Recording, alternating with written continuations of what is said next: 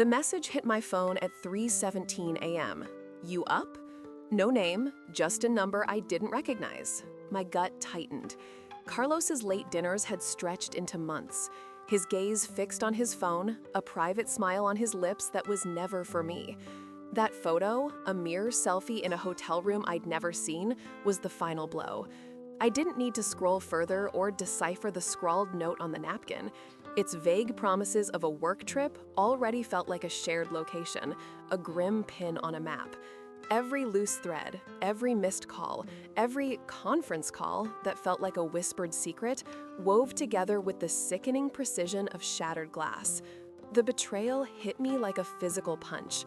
The real agony was the creeping realization that a part of me had known. I'd ignored the signs. The meticulously crafted schedules never quite added up. He'd brush off phantom texts. I'd chosen to believe his story, even as it unraveled before my eyes. Now I saw it all. My breath caught a sharp intake of cold, harsh air. It was time. Time to shed the weight, to reclaim myself from the ghost of a relationship that had long since died. My first stop, a subtle yet firm encounter. The next morning, I drove to Brenda Wallace's law office. She was a family friend known for her sharp mind and progressive stance on divorce. Her office, overlooking a busy Georgetown corner, felt like a sanctuary of logic. "Brenda," I began, my voice steady, "I need to understand my options. Carlos and it's over." I laid out the evidence. My hands trembled slightly as I pushed the phone across her polished mahogany desk. Brenda's expression, usually calm and analytical, softened with empathy. "This is painful, Alara," she said, her voice a low hum of support. "But we'll navigate it. We will protect you." Her words, a balm, gave me a sliver of courage. The public face I had to maintain was exhausting. Later that week, at the annual Congressional Gala, a glittering affair at the Library of Congress, I saw Carlos. He was schmoozing, his usual charming self, a senator's ear bent close to his whispers. My heart hammered, a frantic drum against my ribs. I walked directly towards him, my smile a brittle mask. "Carlos," I said, my voice barely audible over the din, yet it cut through his conversation. He turned. His eyes widened almost imperceptibly as he registered my presence, then narrowed slightly. "Alara, I didn't expect you." The senator, sensing the shift, politely excused himself. "Oh, but I wouldn't miss it for the world," I replied, my gaze unwavering. "We need to talk. Tonight, at home." The words hung in the air, a silent ultimatum. He mumbled something about a late meeting, but I saw the flicker of panic in his eyes. He knew. This wasn't just another work trip conversation. This was the end. His protestations felt hollow, a flimsy shield against the inevitable.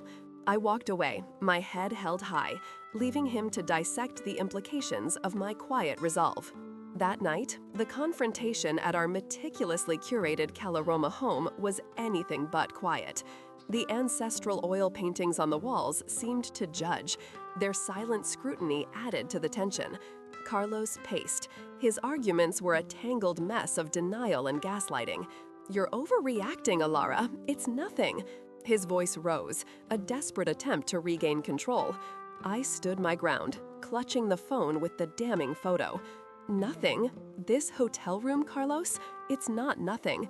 And neither are the hours of unexplained absences, the whispers, the lies."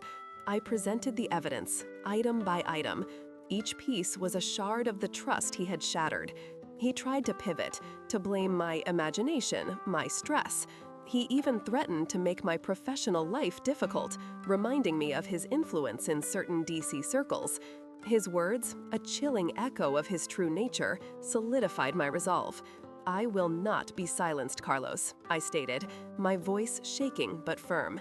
"I deserve more than this."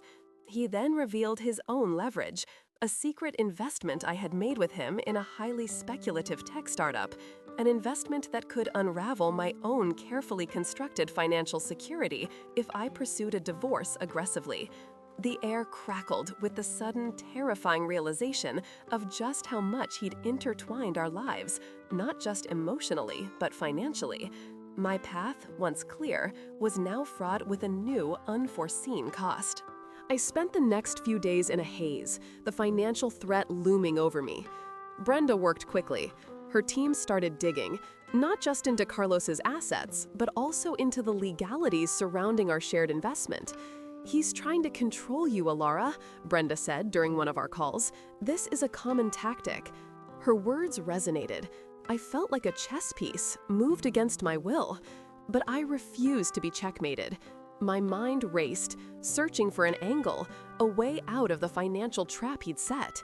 I realized I needed a different kind of leverage, something that hit him where it hurt, beyond money. The answer came to me during a sleepless night.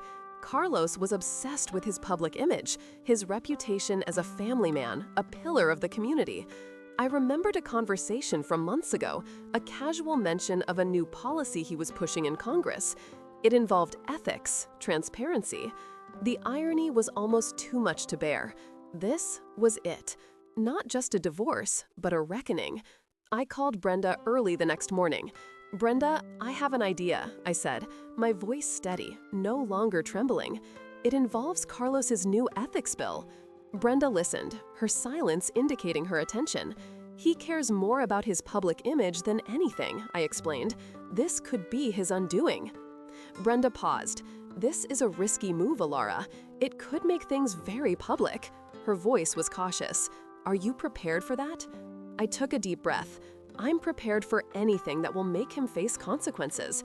He used my trust, my vulnerability. He won't get away with it." Brenda agreed to research the angles, to see how Carlos's actions could intersect with his public policy work. The stakes were rising, and I felt a surge of fear mixed with determination. This wasn't just about me anymore. It was about principle. It was about exposing hypocrisy. A week later, I received a call from Brenda. "We have something," she said. "Carlos's ethics bill includes a clause about financial disclosures for all members' personal investments, especially those in speculative ventures. Given your joint investment, his failure to disclose that particular asset, especially if it's tied to an affair, could be a serious ethics violation." My heart leaped. This was it, the link I needed, the opportunity to expose his deceit on a public stage. Brenda outlined a strategy: discreetly inform a trusted journalist, let the information trickle out rather than a full frontal assault, which could backfire. The following day, I found myself in a quiet coffee shop, meeting with Sarah Chen, a journalist I respected. Her reporting was always fair, always meticulously sourced. I laid out the facts, avoiding conjecture. I showed her the photo, the texts, the vague promises, and explained the joint investment and its link to Carlos's ethics bill. I spoke calmly, my voice even, allowing the weight of the evidence to speak for itself. Sarah listened, her expression unreadable. She took notes, asking pointed questions. "This is a big story, Alara," she said eventually, her voice low. "Are you ready for the fallout?" I met her gaze. "I am. He needs to be held accountable." I left the coffee shop feeling a mix of apprehension and grim satisfaction. The dominoes were starting to fall. The first article broke 2 days later. It didn't mention the affair directly, but it highlighted the undisclosed speculative investment by a prominent DC figure who was also championing a new ethics bill. It hinted at financial irregularities and potential conflicts of interest. The article started a ripple effect. Other journalists picked up on the story. The whispers began in the halls of power. Carlos, always so careful about his image, was now under scrutiny. I watched the news, my stomach churning with anxiety. Had I gone too far? Was this going to be worth it? The real storm broke a week later when Sarah Chen published a follow-up. This time, she connected the dots more explicitly, referencing sources close to the matter who revealed the existence of an extramarital affair, directly linking the hotel photo and the undisclosed investment. The article included quotes from financial experts questioning the timing of the investment and its potential for personal gain amidst the ethics debate. The piece didn't name me directly, but it was clear to anyone in our circle. Carlos's political world began to unravel. He held a press conference, looking pale and defensive. He denied everything. "These are baseless accusations," he insisted, his voice cracking slightly. A desperate attempt to discredit my work. But the damage was done. The calls for an ethics investigation grew louder. I saw the headline on my phone: Senator's Ethics Bill Under Scrutiny Amidst Personal Conduct Allegations. Later that day, Carlos called me. His voice, usually so controlled, was now laced with fury. "What have you done, Alara?" he shouted.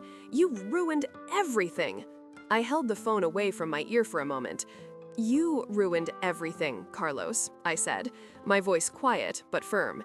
"You broke my trust. You lied, you leveraged my financial security." He sputtered, threats and accusations spilling out. "I'll make sure you regret this," he snarled. "I'll make sure you lose everything." I felt a cold resolve settle over me. "I've already lost enough, Carlos. Now it's your turn to face the consequences." I hung up, my hand shaking slightly. The public scene was set. Now for the private one. The next evening, I met Carlos at our Caloroma home. The house felt heavy, charged with unspoken words. He stood in the living room, hands clenched. "This is what you wanted, isn't it?" he spat. "To destroy me." I walked past him, heading to the kitchen to pour a glass of water. "I wanted the truth, Carlos. I wanted you to acknowledge what you did." He followed me, his movements agitated. "This is completely out of proportion. A simple mistake, a lapse in judgment." I turned to face him, my gaze steady. A simple mistake that involved deception, a financial trap, and a betrayal of everything we built. It's not simple. I placed the glass down, a small click echoing in the quiet room. I will not be bullied into silence anymore. I will not live a lie. His face was drawn, a mask of anger and fear. He knew he was losing. "What do you want?" he asked, his voice lower, a hint of desperation in it. "What will it take to make this stop?" I looked at him, truly looked at him, and saw not the charming man I married, but a cornered, manipulative stranger. "I want a fair divorce, and I want you to understand that actions have consequences, not just for me, but for your public life too." I outlined my terms, clear and concise. The investment would be fully disclosed and dissolved equitably. He would cease all attempts to leverage my career or finances, and a public apology, not to me, but to those he had misled professionally, was non-negotiable. He listened, his jaw tight. It was a moral decision set up. The choice was his. Update 1. The Ethics Committee launched a formal investigation. The public outcry grew, with several colleagues publicly distancing themselves from Carlos. His ethics bill, once a centerpiece of his agenda, was tabled indefinitely. Update 2. The divorce proceedings began. Carlos, facing increasing pressure and a damaged reputation, agreed to the financial terms and issued a statement expressing regret for personal conduct that has regrettably diverted attention from important public service matters. It wasn't the full apology I wanted, but it was a step. I started to rebuild my life, piece by piece. The committee delivered its findings. Carlos sat stiffly, his face pale, as the lead investigator read the damning conclusions. The words echoed through the hearing room: breach of public trust, misuse of influence, lack of transparency. The room buzzed with reporters. "Senator Vargas, do you have a comment?" someone shouted. Carlos only shook his head, looking away. The ethics investigation had been thorough. It uncovered not just the undisclosed investment, but other questionable financial dealings. Brenda had shared crucial details. Her insight helped them connect the dots. The committee's report was clear. Carlos had used his position for personal gain. He leveraged his public office. It was a clear violation. The report recommended immediate censure. It called for a full review of his legislative activity. It also suggested a referral to federal prosecutors. This was more than just a slap on the wrist. This was the end of his career. Carlos called me that night. His voice was flat, devoid of its usual bluster. "Are you happy now, Elara?" he asked. "You've won." I took a deep breath. "This isn't about winning, Carlos," I replied. "It's about consequences." He hung up without another word. The phone clicked, a tiny sound in my quiet apartment. The following week, the Senate voted to censure Carlos. The vote was nearly unanimous. His colleagues, once staunch allies, now kept their distance. The optics were too bad. He resigned from all his committee assignments. His ethics bill, once his proudest achievement, was officially withdrawn. The public discussion shifted. It went from personal scandal to systemic corruption. This was a wider victory. It was a push for accountability in government. My own life changed too. The divorce finalized a month later. The terms were largely what I had proposed. The investment, after Brenda's careful navigation, was mostly salvaged. I sold off the high-risk assets. I opted for stable, long-term options. The payout from the divorce settlement was fair. It gave me financial security. I could start fresh without worry. The legal fees were significant, but they were worth it. I paid them without regret. My public profile had risen unexpectedly. I wasn't a politician, but I became a voice. I spoke at a few events. These were about financial literacy. They focused on transparency in relationships. "It's about knowing your rights," I told one audience, "and having the courage to stand up for them." My story resonated with many, especially women. They shared their own experiences. They spoke of financial control. They talked about hidden leverage. It was empowering to connect with them. I realized I wasn't alone. The quiet aftershock came weeks later. I was sitting on my new patio. It was a small, sunny space. I had moved into a new apartment. It was smaller than the Colorama house, but it felt entirely mine. I held a cup of tea. The afternoon sun warmed my face. I thought about everything: the hotel selfie, the text messages, the sleepless nights. They felt distant now. They were part of a past life. I closed my eyes. I felt a sense of calm, a deep, steady peace. This was not the vindictive joy I once imagined. It was something more profound. It was freedom. It was knowing I had stood up for myself. I had protected my future. I had paid a price, but I had gained so much more. I started a small consultancy. It focused on financial planning for women. Brenda was my first client. She also became a close friend. We often met for coffee. We talked about work. We talked about life. "You've built something real," she said one day. I smiled. "I think I have." Carlos faded from the public eye. The federal investigation against him progressed slowly. There were whispers of plea deals, but no public confirmation yet. His name became a cautionary tale, a stark example of what happens. What happens when power corrupts? What happens when integrity crumbles? I picked up a new hobby: pottery. The clay felt cool and pliable in my hands. It was a simple, grounding act, creating something new, shaping it with my own hands. It was a metaphor, I realized, for my life, for my future. I was shaping it now, on my own terms. Update 1. The Senate passed the Vargas Accountability Act. This new legislation mandates stricter disclosure requirements for elected officials' personal investments. It also expands the Ethics Committee's oversight powers. It was a direct response to Carlos's downfall. His actions led to real positive change. Update 2. My consultancy, Elara Financial Pathways, officially launched its online platform. It offers free resources and webinars. It specifically targets women navigating complex financial situations, especially after divorce or betrayal. It's growing steadily, building a community of empowered individuals. What hidden truths have you ignored in your own life? Share your thoughts and reflections on trust, betrayal, and the path to reclaiming your narrative.